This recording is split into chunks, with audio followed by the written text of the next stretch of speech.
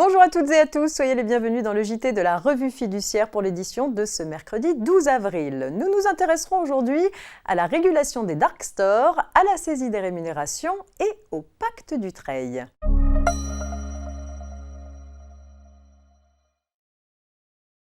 C'est un double succès pour les municipalités dans le bras de fer qui les oppose depuis quelques années aux sociétés exploitant les fameux dark stores ou dark kitchen. Le terme désigne des locaux d'entreposage utilisés par diverses plateformes pour la préparation de commandes de courses ou de repas livrés à domicile.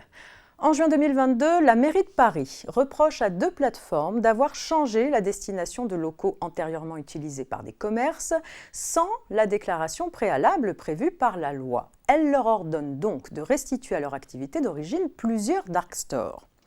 Le juge ayant suspendu cette décision municipale à la demande des plateformes, le litige est porté devant le Conseil d'État qui tranche en faveur de la ville.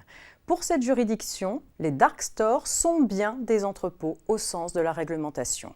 Leurs exploitants auraient donc dû déposer une déclaration auprès de la mairie pour utiliser ainsi des locaux qui étaient à l'origine des commerces.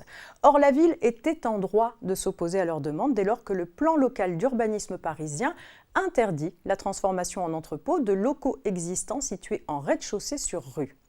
En conclusion, les plateformes devront donc restituer aux locaux leur activité initiale de commerce traditionnel.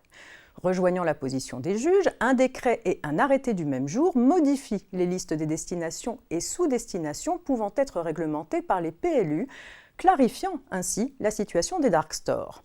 Parmi ces destinations fait son apparition l'activité de cuisine dédiée à la vente en ligne, dont il est précisé qu'elle recouvre la préparation de repas commandés par voie télématique, qu'ils soient livrés aux clients ou récupérés sur place. La notion d'entrepôt, quant à elle, est définie comme incluant les points permanents de livraison ou de livraison et de retrait d'achat au détail, commandés par voie télématique.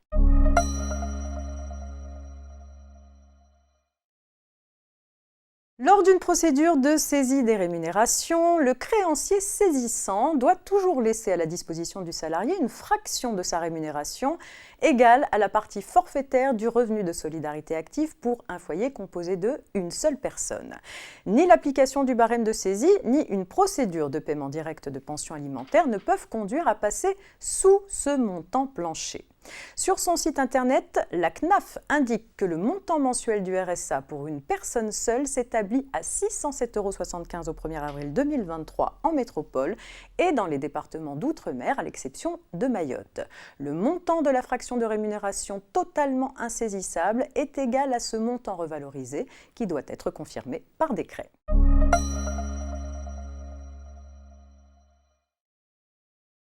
Les parts ou actions d'une société ayant une activité industrielle, commerciale, artisanale, agricole ou libérale ayant donné lieu à la conclusion d'un pacte Dutreil bénéficient d'un abattement de 75% de leur valeur pour le calcul des droits de donation ou de succession. Ce régime de faveur s'applique également si la société a une activité civile dès lors que l'activité opérationnelle est prépondérante.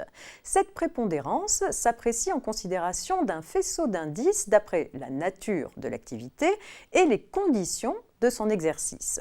À titre pratique, le fisc considère de son côté que l'activité opérationnelle est prépondérante lorsque le chiffre d'affaires de cette activité représente au moins 50% du chiffre d'affaires total et lorsque la valeur vénale de l'actif brut immobilisé et circulant affecté à cette activité représente au moins 50% de celle de l'actif brut total.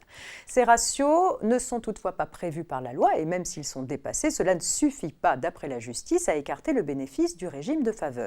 La prépondérance de l'activité opérationnelle doit être appréciée au cas par les juges qui sont tenus d'examiner les autres indices tenant à la nature de l'activité et à ses conditions d'exercice.